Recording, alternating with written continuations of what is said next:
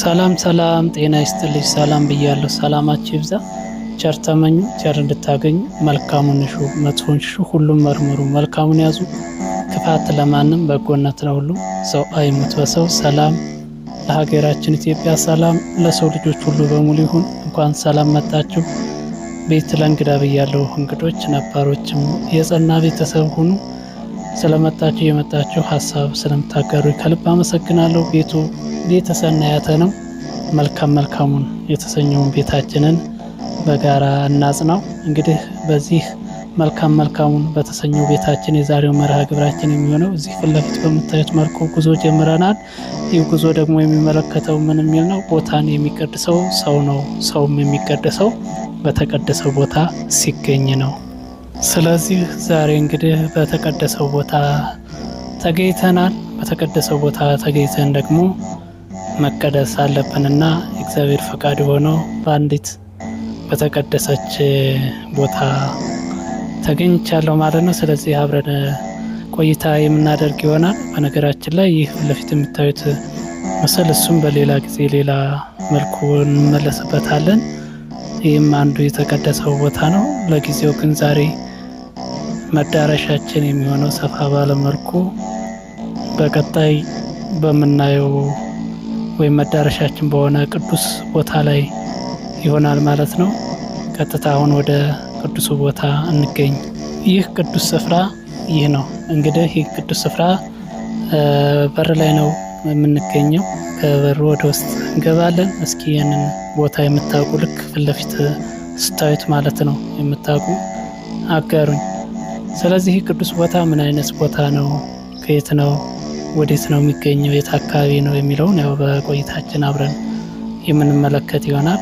ወደ ውስጥ እየገባን ወደ ውስጥ እናየዋለን ማለት ነው። በአጠቃላይ ይህ ቅዱስ ቦታ ምን አይነት ስፍራ ነው ብለን ስንመለከት ቦታው እንግዲህ በአብዛኛው እንደ ታሪክ ስንመለከተውም እኔም አላውቀውም፣ ዛሬ ነው እንግዲህ እያየሁት በረከትም እየወሰድኩ ያለሁት በአካል ቀርቤ ማለት ነው።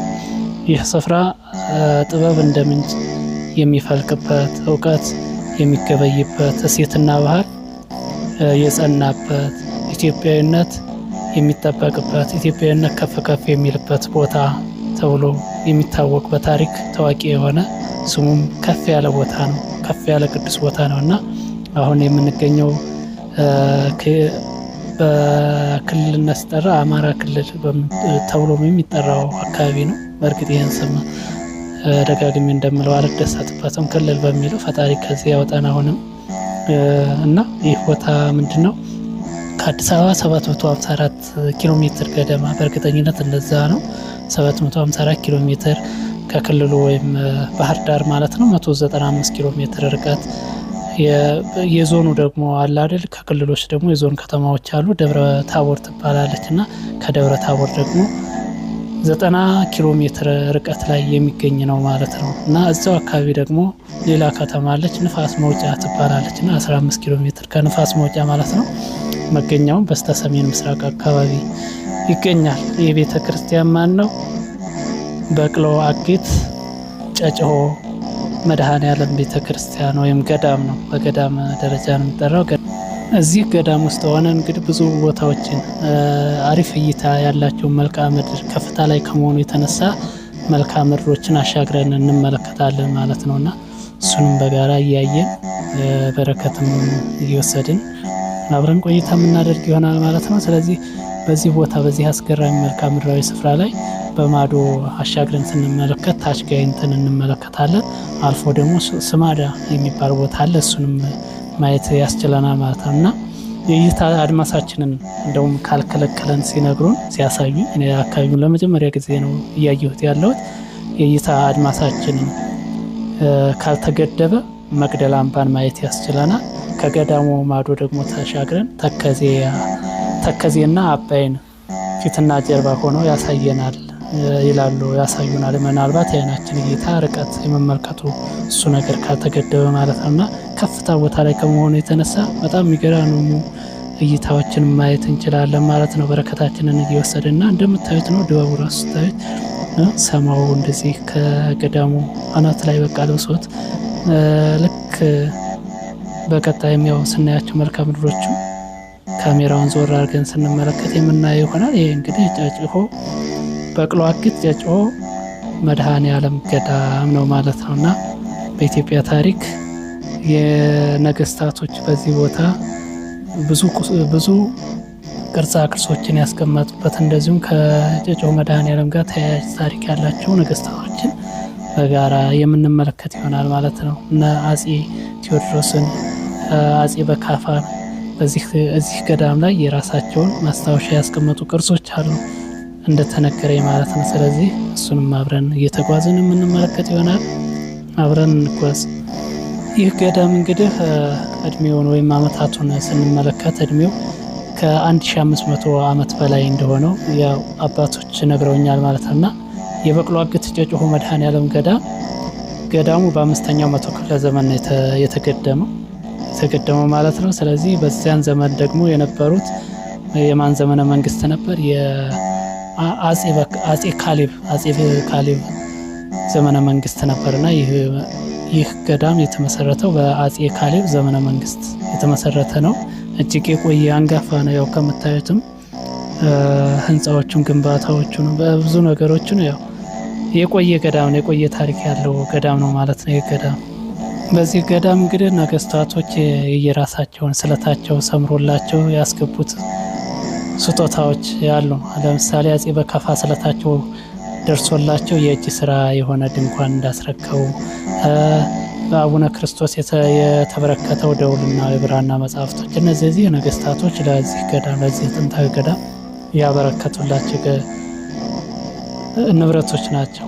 ሌላው የዘመናዊነት ኢትዮጵያ ጠንሳሽ የሚባሉት የአሁኑ ታሪክ የአሁኑም ትውልድ እንደሚያውቀው ማለት ዘመናዊነት ሲነሳ እንግዲህ ከአጼዎቹ ዘመነ መንግስት ገዢዎች መካከል አጼ ቴዎድሮስ ይታወቃሉ። እና እኚህ አጼ ቴዎድሮስ ከዚህ ገዳም ጋር ከበቅሎ አግት ጨጭሆ መድኃኔዓለም ታሪክ ጋር ግንኙነት አላቸው።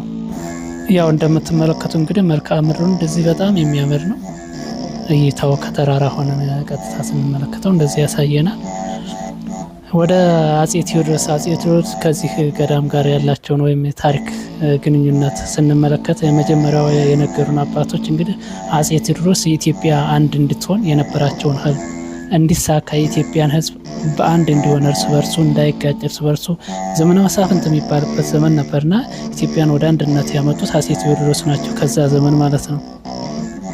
ይህንን ህልማቸውን እንዲሳካላቸው አጼ ቴዎድሮስ በዚህ በበቅሎ አግት ጨጭሆ መድኃኔዓለም ለ7 ቀን ሱባኤ ገብተው እንደነበር ታሪካቸው ያስረዳል ማለት ነው። በዚህም ቦታ ተቀምጧል፣ ታሪካቸውም ይነገራል። እና በቅሎ አግት የሚለውም የገዳሙ ስያሜ ከእሳቸው ታሪክ ጋር የተያዘ ታሪኩ እንዲህ ያስረዳናል። በቅሎ አግት የሚለው ለጨጭሆ መድኃኔዓለም ገዳም የተሰየመው ስያሜ በቅሎ አግት የምትለው ታሪክ ከየት ነው መነሻው ብለን ስንመለከት እንግዲህ አጼ ቴዎድሮስ የዘመናዊት ኢትዮጵያ መሐንዲስ ነበሩ እና ራዕይም ነበራቸው። የእሳቸው ራዕይ ምን ነበረ? ታላቂቷን ኢትዮጵያ መመስረት ነበረ። ታላቅ ራዕይ ይዘው እውን ለማድረግ እየደከሙ ባሉበት ሰዓት መኳንንቶች፣ በጊዜው ያሉ መኳንንቶች፣ ባላባቶች አስቸገሯቸው። ያ ማለት ለአጼ ቴዎድሮስ አንገዛም አንገብርም በማለት ማለት ነው። ከዚህ መካከል ያስቸገሯቸው የወሎ ወርቂት የተባሉ ባላባት አንገብርም ለአጼ ቴዎድሮስ አሉ። አጼ ቴዎድሮስም እሳቸውን ለማስከበር ወደ ወሎ ለመሄድ አቀኑ ማለት ነው። በዚህ ሰዓት ምንድነው ያደረጉት? አጼ ቴዎድሮስ አሳሰባቸውና የእርስ በርስ ጦርነት እርስ በርስ ማድረግ የለብንም፣ ይሄ ነገር በጣም ያሰጋል። የእርስ በርስ መስዋዕትነት ሲያሳስባቸው ምንድነው ያደረጉት? ይህን ጦርነት በጦርነት ሳይሆን በሰላም እንዲፈታ ከነበራቸው ፍላጎት ማለት ነው። ጨጭሆ መድኃኔዓለም ምን አደረጉ? የ7 ቀን ሱባኤ ገቡ ማለት ነው። ጸሎት ያዙ። ከሰራዊቱ መጥፎ ነገር ሳይደርስ በሰራዊታቸው ላይ መጥፎ ነገር እንዳይደርስ በሰላም ከመጣ በቅሎዬን ከነሙሉ ዕቃዋ እሰጣለሁ በማለት ስለት ገቡ። ለማን? ለጨጭሆ መድኃኔዓለም ገዳም ማለት ስለት ገቡ። ስለት ተስለዋል። ስለዚህ ጉዟቸውን ጀመሩ ማለት ነው። መድኃኔዓለም ምን አደረገ? መድኃኔዓለም የነገሩትን የማይረሳ ጌታ ሁሉን ነገር በሰላም ፈታላቸው። ሊፈስ የነበረው ደም በሰላም የፈጸሙት አጼ ቴዎድሮስ ለበቅሎዋ ልዩ ፍቅር ነበራቸው። ከበቅሎዋ መግዣ በላይ የሆነ በረከት ለገዳሙ በርከት ያለ ገንዘብ ላበርክትለት ወይም መስጠት እችላለሁ ብለው አሰቡ። ለመጀመር አሰቡ። ነገር ግን በቅሎዋ ምናለች? ያው ስለት ገብተዋል። መጀመሪያ በቅሎዋ ላይ ያለውን ሙሉ የያዘችውን ነገር እሰጣለሁ ብለው ስለት ገብተው ነው ጉዞአቸውን የጀመሩት። እኛን ባላባት ለማስገበር የሄዱት ተሰክቶላቸው መጥቷል። ሆኖላቸዋል። ስለታቸው ሰምሮላቸዋል። በሰላም ያለ ጦርነት በሰላም ተፈቶላቸዋል። ነገር ግን ምንድነው የተፈጠረው ነገር? አፄ ቴዎድሮስ ከበቅሎዋ መግዣ በላይ የሆነ በረከት ላበርክት ለቤተ ክርስቲያኑ ብለው አሰቡ። ግን ያ ያሰቡት ነገር አልተሳካም። ምንድነው የተደረገው? በቅሎዋ ጉዞአቸውን ሊጀምሩ በቅሎዋን ይዘው ሊሄዱ ሲጓጓዙባት የነበረች በቅሎ ነች። በቅሎዋን ይዘው ለመሄድ ሲሞክሩ በቅሎዋ ምንድነው? በቅሎዋ አልሄድም በማለት ወደ ገዳሙ ገባች። ንጉሱም በቅሎአቸውን ሰጥተው ከእንግዲህ በኋላ ምን ባሉት? ያን ገዳም በቅሎ አጊት ብዬዋለሁ በማለት ሰየሙት ይባላል። ከዛን ቀን ጀምሮ ከዛ ጊዜ ጀምሮ ይህ ጨጨሆ መድኃኔዓለም በቅሎ አጊት ጨጨሆ መድኃኔዓለም በመባል ተሰይሟል ማለት ነው ገዳሙ። ስለዚህ በቅሎ አጊት የሚለው ስያሜው ከዚህ እንደተነሳ አባቶች ነግረውናል። ይህ ገዳም መንገድ ላይ ነው፣ መስቀለኛ ላይ ነው ያለው እና መንገደኛ ረግጦት አያልፍም። በገዳሙ አባቶች ተባርኮ የበዛ ሰላም ይዞ የሚመለስበት ከመሆኑም ባሻገር ታላቅ የኢየሱስ ክርስቶስ የቀኙ ማለት ነው ግማደ መስቀሉ 3 ቀናት በዚህ ገዳም ቆይቶ ወደ ግሸን ደብረ ከርቤ እንደሄደም አባቶች ነግረውናል። እና ይሄ ቦታ የተቀደሰ ቦታ ነው፣ በጣም እጅጉን ከሚባለው በላይ ማለት ነው። የጌታችን ግማደ መስቀሉ ከኢየሩሳሌም የቀኝ እጅ መስቀሉ በኢትዮጵያ በደረሰበት በ14ኛው ክፍለ ዘመን አርፎበት እስከ 3 ቀን እንደ ሰማይ ከዋክብትና ፀሐይ እያበራና ታምር እየሰራ እንደቆየ የሚነገርበት ይህ የምንመለከተው እያየ ነው እየተሳለም በረከት እየወሰንበት ያለ ታላቅ ገዳም ነው ማለት ነው። ይሄ ገዳም ለደጁ ያብቃቸው። ሌላው በገዳሙ እንግዲህ የተለያዩ ቅርሶች አሉ፣ የቆዩ ቅርሶችና እድሜያቸው ዘለቅ ያለ ከቆይታቸው አንጻር ያው ላያቸው ላይ የሚታየው ቅርሶቹ ላይ የሚታየው ነገሮች እድሜያቸው በጣም ረጅም እንደሆነ፣ ስለዚህ የገዳሙንም እድሜ የቆየ እንደሆነ መገመትም አያዳግትም ማለት ነው። ያ ማለት ከነገስታቶቹ የተበረከቱ እንቁ ቅርሶች አሉ። የገዳሙ ደውልና ብራና መጻሕፍቶች አሉ። ደውል አሉ። ደውሉ ደግሞ የቆየ ነው። ብራና መጻሕፍቶችም እንደዛው። ያ ማለት ከተለያዩ ነገስታቶች ለዚህ ገዳም ለጨጨሆ መድኃኔዓለም ገዳም ወይም በቅሎ አጊት ጨጨሆ መድኃኔዓለም ገዳም ማለት የተበረከቱ ቅርሶች አሉ። ቅርሶችን ስንመለከት ገዳሙ እጅግ ጥንታዊ እንደሆነ የቆየ ገዳም እንደሆነ ማየት መመልከትም ይቻላል። ያው እንደምታዩት ማለት ነው። አሁን እየተሳለምን እያየን በረከት እየወሰድን ነው ያለ ነው ማለት ነው። አብረን ጉዞአችንን እንቀጥል። መንፈሳዊ ጉዞ ነው። በዚህ አጋጣሚ የመጣሁት በጣም ደስ ብሎኛል። ሌሎች ቅዱሳን ቦታዎችም ጋብዙን እንመጣለንና ደስ ይላል። በጣም ከምወዳቸው እንደዚህ መንፈሳዊ ጉዞ ታሪካዊ ቦታዎችን ማየት የውስጥ ፍላጎቴ ነውና ደስ ብሎኛል። ሌላው በዚህ ቦታ ያየሁት ቅርጽ ምንድነው? አፄ በካፋ ሲነግሱ ያበረከቱለት የእጅ ስራ ለዚህ ገዳም ያበረከቱት ማለት ነው። እድሜውም ረጅም እንደሆነ የሚያመለክትም አለ። አፄ በካፋን ያው ከአፄዎቹ መካከል አንዱ ንጉስ ናቸው። ሌላው ዳግማዊ አፄ ቴዎድሮስ አሁንም በበቅሏቸው ብቻ አልቀሩም ማለት ነውና በቅሏቸው ያው እንደነገርኳችሁ በፊት በቅሏቸው በተአምራት ከእሳቸው ጋር ለጦርነት ነበር። ምንም የሚባል አባባል አለ፣ ፈረስ ያደርሳል እንጂ አይዋጋም አይደል የሚባል። እሳቸው ያው ለመዋጋት እግረ መንገዳቸውን የሚያልፉበት ነው። ወደ ሁሉ መስመር ነው የሚያቀናውና እንደውም ድንበር አካባቢ ነው ለመጀመሪያ ጊዜ ነው እንትን ያለው የወሎና የጎንደር ደቡብ ጎንደር አካባቢ አዋሳኝ ላይ ያለ ቦታ ነውና የጨጨሆ መድኃኔዓለም ማለት ነው። ስለዚህ ያቺ በቅሎ መጡ። በዛች በቅሎ መጥተው ግን እዛ ያው ሱባኤ ገቡ ማለት ነው። በዚህ በምታዩት እና በዚህ መልክዓ ምድር ብዙ ነው የሚታየው። ነገራችን ላይ ያው ቀስ ብዬ ያልቀረጽኩትም በጣም የሚገርም እይታ አለው። ከገዳም ሆናችሁ ለስጋም ለነፍስም የምታዩበትና የተለያዩ እጽዋቶችም አሉ እንደምትመለከቱት ማለት ነው። ስለዚህ አፄ ቴዎድሮስ ምንድነው ያደረጉት? ያው በበቅሏቸው ብቻ አልቀሩም፣ ጎንደር ሄደዋል። ያው ጎንደር አካባቢ ያለ ነው። ይህም ደቡብ ጎንደር ባለሳሳት ደቡብ ጎንደር ነው ይሄ የሚባለው። ነገር ግን ዋና መናገሻው አለ አይደል ጎንደር። ወደ እዛው እንደደረሱ ምንድነው ያደረጉት? ትልቅ ባለ መጾር የብር መስቀል አሰርተው ወደዚህ ገዳም እንደላኩም ያው ቅርሶቻቸው ያሳዩማሉ ማለት ነው። የቆዩ እንትኖች አሉ፣ ጽዶች አሉ፣ እጽዋቶች። በነገራችን ላይ የእኛ ቤተ ክርስቲያን ነች እጽዋቶችን በመንከባከብ ማለት ነው። ተፈጥሮን በመንከባከብ እጽዋቶችን በማኖር እጽዋቶች እንግዲህ በሳይንሱም በመንፈሳዊም የየራሳቸው ጥቅም አላቸው። ቤተ ክርስቲያናችን ያው በዚህ መልኩ ተንከባክባ ደኖችን እጽዋቶችን ተንከባክባ ታኖራለች።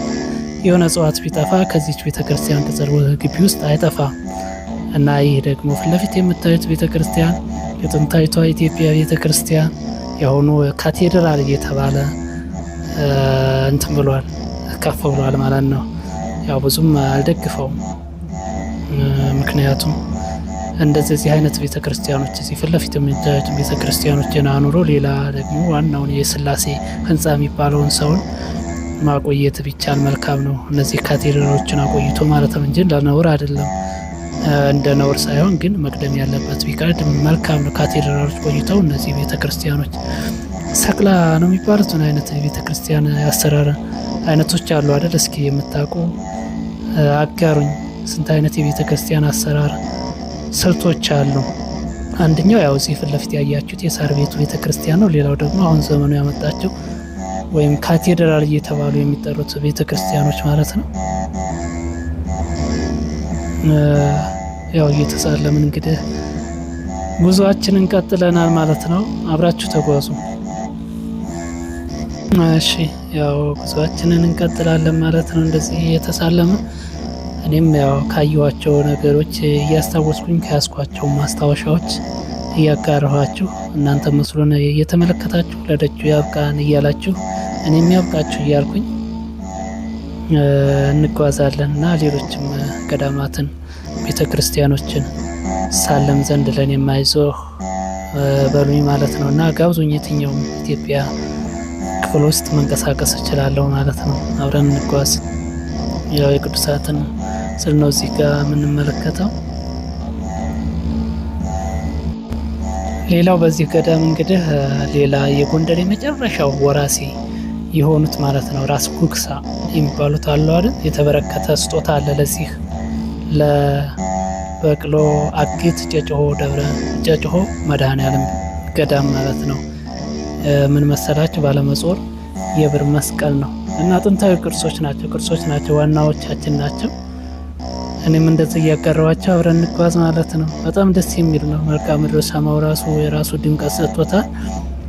በስነ ስርዓት ደግሞ ተቀርጾ ለእይታ በቂ ቢሆን በአሪፍ ካሜራ እይታ ተደራሽ ቢሆን በእውነቱ ለስጋም ለነፍስም እንዳልኳችሁ መልካም ነው ማለት ነው እና ተራራ ላይ ነው ያለው። ብዙ ቦታዎችን ነው ማየት መመልከት የሚቻለው። ያው አዲስም ስለነበርኩ አልፎ አልፎ እየጠየቅኩኝ ነው ያ ማዶ ማን ይባላል እያልኩኝ ማለት ነው። አሁንም ያለነው ገዳሙ ውስጥ ነን፣ ወደ ውጭ አልወጣንም። ያው እጽዋቶቹን እንደዚሁ እየተጓዝኩኝ ነው በእጄ ስልኬን እየቀረጽኩኝ ያለሁት እንጂ የተስተካከለ ቀረጻም አይደለም እና ከተራራ ሆነን በጣም ነው መልክዓ ምድሩ።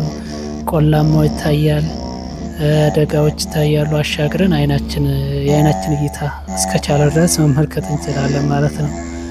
ያለ ስጋችን ማለት ነው። ለነፍሳችን ደግሞ ከዚሁ ከገዳሙ በረከትን እንወስዳለን። ምክንያቱም ብዙ እንግዲህ የጌታችን መድኃኒታችን ኢየሱስ ክርስቶስ ሲሰቀል የተሰቀለበት ቀኝ እጁ ያረፈበት ግማደ መስቀሉ ያረፈበት ቦታ ነው። ለ3 ቀን አርፎበታል። ይህም ቦታ መርገጥ እንግዲህ መታደል ነው። ግሸንን አልታደርኩ ያው በዚህ ቦታ አገኘሁ ማለት ነው። በረከቱ እንግዲህ ስጠራ ሲፈቀድልኝ በግሸንም የምገኝ ሆና ማለት ነው። ፍቃዱ ይሁንና ስለዚህ አሁንም ጉዟችንን እንደቀጠልን ነው። ያው ቀጥለናል። አብረን እንጓዝ። ሌላው በገዳሙ እንግዲህ ግማደ መስቀሉ በዚህ ለ3 ቀን አርፏል። በዚህ ሲመጣ ግማደ መስቀሉ ከኢየሩሳሌም ከመስቀሉ ጋር የመጣ ወርቅ መስቀልና ጽዋ በዚህም ቦታ ይገኛል ማለት ነው እና ይሄ ቦታ እጅግ ቅዱስ ቦታ ነው፣ የተባረከ ነው። ቃል ኪዳን ያለው ቅዱስ ቦታ ነው። አሁንም በድጋሚ ለቦታ ያብቃችሁ፣ ለስጋችሁ ለነፍሳችሁ። በቅሎ አግት ጨጭሆ መድኃኔዓለምን ይምጡ ይሳለሙ። ወደ ደብረ ሩሃ ላሊበላ ሲሄዱም በዚሁ ያልፋሉ ማለት ነው። በነገራችን ላይ ይህን ቅዱስ ቦታ በረከት ያገኘሁበት ቅዱሱም ንጉሱም ወደ ሆነው ወደ ቅዱስ ላሊበላ ሄጄ በረከቱን ተሰጥቼ ተቀብዬ ከመጣሁ በኋላ ነው ማለት ነው ይሄኛውን ቅዱስ ቦታ ያገኘሁትና በዚህም እንድመጣ ያደረገችኝ አንዷ እህቴ ነች ማለት ነው። ሂድ ብላኝ ያው የሚያስፈልገውን ሁሉ አድርጋ ልካይ ማለት ነው፣ ለስጋዬም ለነፍሴም እና በጣም ደስ ነው ያለኝ። እድሜ ይስጥልኝ ብያለሁ። ያው ቦታውን እያያችሁ እየተመለከታችሁ ተራራማውን መልክዓ ምድሩ በጣም የሚገርም እይታ ከምለው በላይ ማለት ነው። የምፈልገው መኖር የምፈልግበት አካባቢ መኖር ማየት የምፈልገው መልክዓ ምድር አቀማመጥ ነው እና እጅግ ደስ ብሎኛል። በእውነቱ ደስታችሁ ከሆነ ያው በቀጣይም እንደዚህ አይነት ቦታዎች ላይ ጋብዙኝ፣ ለመሄድ ዝግጁ ነኝ።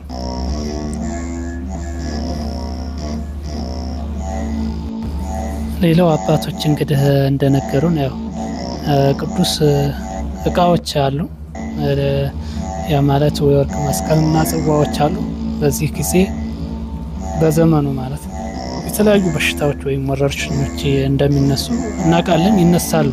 በታሪክም ሰምተናል፣ በጊዜያችንም የሆነው ሆኗል እና በዚህ ሰዓት በየዘመናቱ ወረርሽኝ ሲከሰት ረሃብና ጦርነት ሲሆን ይህ ወርቅ መስቀልና ጽዋ ወጥቶ ጸሎት እንደሚፈጸምበትም አባቶች ነግረውኛል ማለት ነው።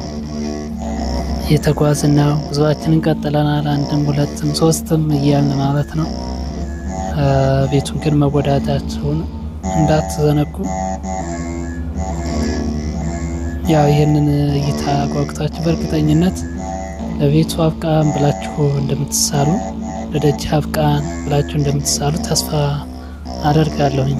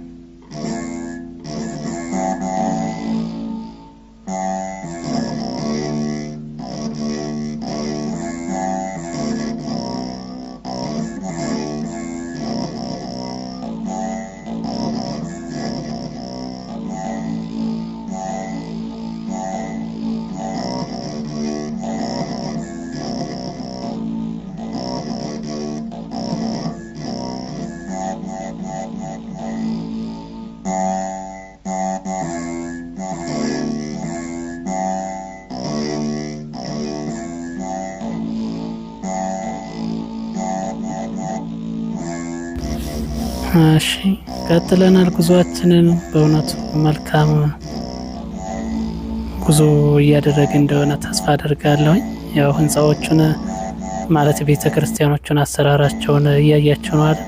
ገጠር ላይ ያሉ ቤተ ክርስቲያን አሰራር በዚህ መልኩ አሁን ቆርቆሮ እየለበሱ ነው። በእርግጥ ገጠር ላይ ያሉ ቤተ ክርስቲያኖች ማለት ነው።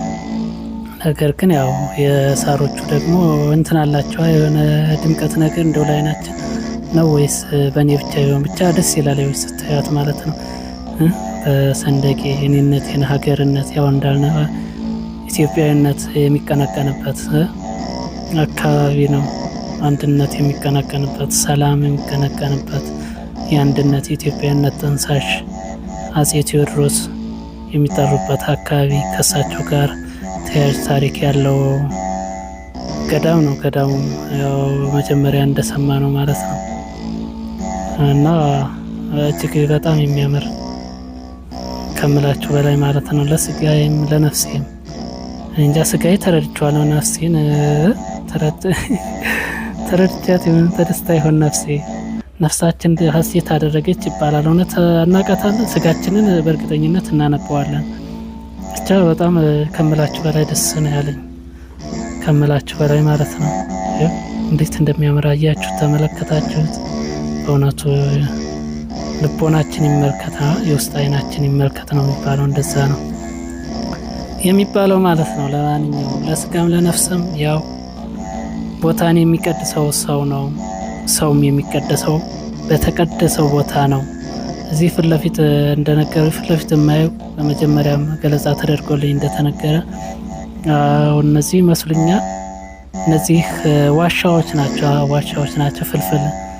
ፍልፍል የተፈለፈሉ ቤተክርስቲያን ዋሻዎች ቤተክርስቲያኖችም ናቸው ማለት ነውና እነዚህ እንግዲህ የቅዱስ ስፍራ ወይም ይሄ ገዳም ማለት ነው በ1983 በአባ ገብረ ስላሴ የተባሉ መነኩሴ ማለት ነው በሳቸው የተሰሩ 4 ውቅር ፍልፍል ዋሻዎች እንዳሉ ነግረውኝ ነበር። ያው እዚህ ፊት ለፊት የምናየው ማለት ነው እነዚህ 4 ናቸው። ስለዚህ 4ቱንም እናያለን።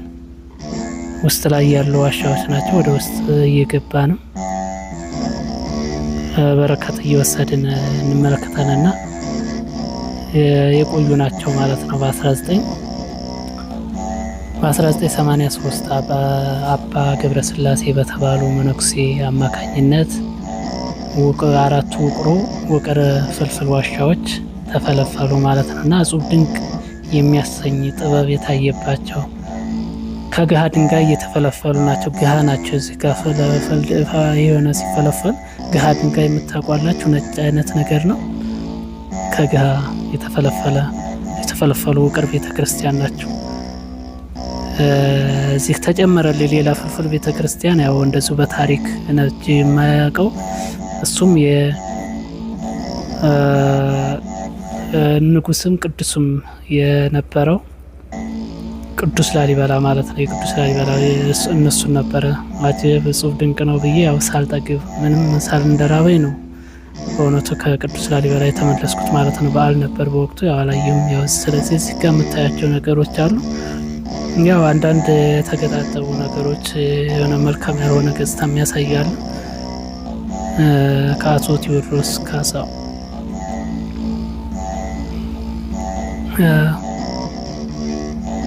አንዳንድ ያሉ የመሰነጣጠቅ ነገሮች የሚታዩበትም አለ ገዳሙ ላይ። በነገራችን ላይ እዚህ ፍልፍል ቤተክርስቲያን ላይ ማለት ነው እዚህ ጋርም ወደ ውጭ የሚያሳዩ ነገሮች አሉ። ግን በዛ አካባቢ በአብዛኛው ጦርነት ይካሄድ ነበር። ያው እርስ በርስ ጦርነት ራስ በርሳችን ማለት እና በጦርነቱ ጉዳት እንደደረሰባቸው ተነግሮና ያው ጥገና እየተደረገላቸው ያሉ አሉ። የመሳሪያው ፍንጣሪ ማለት ነው በእነዚህ ፍልፍል ቤተክርስቲያን ላይ እና እነዚህን ስለዚህ የቅዱስ ላሊበላ ነበረ። ያው ወደ ውጭ ወጣን፣ አንዱን አይተን እንደዚህ እየገባን ዙሪያውን እዚህ አካባቢ ያሉት 4ቱም ፍልፍል ዋሻዎች ናቸው ማለት ነው። ፍልፍል ውቅር ዋሻዎች ናቸው። ያው እየገባን እያየን ነው። በተቻለ መጠን ያው ዝግ ባለልን ሊፈጠን ይችላል። እዚህ ጋር የምናየው አለ እና የአባቶቻችን ያው ማንም ተነስቶ ወይም አቅም አለ ብሎ ሊያደርገው አይችልም። ያው በጸሎት እግዚአብሔር ካልፈቀደ ማድረግ አይቻልም። ግን ያው እነሱ ለእግዚአብሔር ቅርብ ስለነበሩ በዚህ መልኩ ጥበብ ተሰጥቷቸው ቦታዎችን መርጠው ቦታዎችም ተመርጦላቸው እንደዚህ አይነት ቅዱስ ቦታዎችን አኑረውልን አልፈዋል ማለት ነው አባቶቻችን። እነዚህን ያኑሩልን ነገሮች እኛ ደግሞ እርስ በርሳችን እየተገዳደልን እንግዲህ ፈረንጅ አምርቶ ይሰጠናል እርስ በርሳችን ቅርሳችንም እኛም እንጠፋለን ማለት ነውና ያው ቅርሶቹ እነዚህ ፍልፍል ቤተ ክርስቲያኖች ጉዳት ደርሶባቸዋል። ያው የሰሜኑ ጦርነት ይባላል። እዛ እርስ በርስ በነበረው ጦርነት በዛ ልክ የተጎዱም አሉ ከተመለከልኳቸው ማለት ነው። ያው እዚህ ጋር ደግሞ ከውጭ ሆነን ስንመለከታቸው ናቸው። በዚህ ልክ ፊት ለፊት አለ ማለት ነው። ያው መመኑ ውስጥ ላይ ያው በረከት አይተውም ለስጋቸውም ለነፍስም አይተው እየወጡ ነው። ያው የምትመለከቱት ነው። ፈጠን ያለ ነው በነገራችን ላይ ያው ቶሎ እግረ መንገዳችን ገዳማትን ከቅዱስ ላሊበላ ኢየሱስ ክርስቶስ የገና ክብረ በዓላትን አክብረን ስንመለስ ነው የልደትን ማለት ነው። እና ይህንን ቪዲዮ እየሰራ ያለሁት ማለት ነው።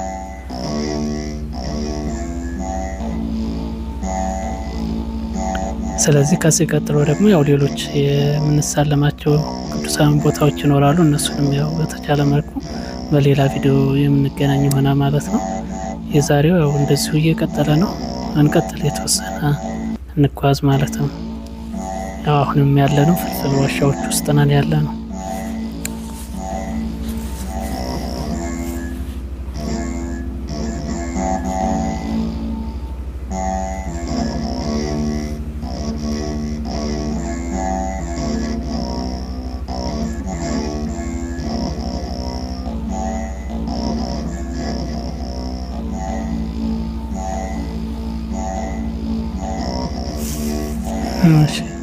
በነገራችን ላይ ያው በዚህ ዋሻ ውስጥ እንግዲህ ስርዓተ አምልኮ የሚከናወንባቸው ያው የተሰየሙ ጽላቶች ነበሩ በውስጡ ብለዋል። ያው ለጊዜው አሁን በተለያየ መልኩ ውስጥ ላይ አይደሉም። የቅዱስ ገብርኤል ባለ እግዚአብሔር ኪዳነ ምሕረትና የቅዱስ ዑራኤል ጽላቶች በዚህ በዋሻዎች ላይ ተሰይመው ነበር። ያው እዚህ ጋር ተጎዳተው የምታያቸው እንዳልኳቸው ነው። መጀመሪያ ያው ገለጻም ተደርጎልናል። እርስ በርስ በነበረው ጦርነት ዋሻዎቹ ላይ ራሱ እንትን ጉዳት ደርሶባቸው ነው ማለት ነው። ሀገራችንን ሰላም ህዝቡን ሰላም ያደርግልን ፈጣሪ። ያው ግሃ ድንጋዩ እንግዲህ ግሃ ይባላል። የምትመለከቱ ግሃ ድንጋይ ነው የሚባለው፣ ነጭ ነው። ከሱ ነው ማለት ተፈልፍሎ ያው ጥገና እየተደረገላቸው ያሉ አሉ። ለጊዜው ግን እኛ በቦታው ስንደርስ በዚህ መልኩ አይተነዋል ማለት ነው። እንግዲህ ቤተሰብ ዛሬ ቦታን የሚቀድሰው ሰው ነው፣ ሰውም የሚቀደሰው በተቀደሰው ቦታ ሲገኝ ነው በሚለው የተቀደሰ መርሃ ግብራችን በዚህ መልኩ የቤተ ሰናያት ቆይታ ይህን ይመስላል። እኛም በረከታችንን አፍሰናል። እናንተም ከቤቱ ያደርሳችሁ፣ ለደጁ ያብቃችሁ። ሌላ ቦታ በእውነቱ የሚጋብዘን ካለ በፈቃደኝነት አለን። እኛም ለመጋበዝ ዝግጁ ነን እንላለን ማለት ነው። ዝግጁ ነኝ ማንን ጨምሬ ነው። ያው ሌሎችም ይኖራሉ እና ይህን ይመስላል። ያው እየተመለስን ነው። በዚህ መልኩ እንግዲህ እግዚአብሔር ፈቅዶ ለሌላ ጊዜ እስከምንገናኝ ከልብ አመሰግናለሁ። ቸር ተመኙ፣ ቸር እንድታገኙ። መልካሙን እሹ፣ መጥፎን ሽሹ። ሁሉም መርምሩ፣ መልካሙን ያዙ።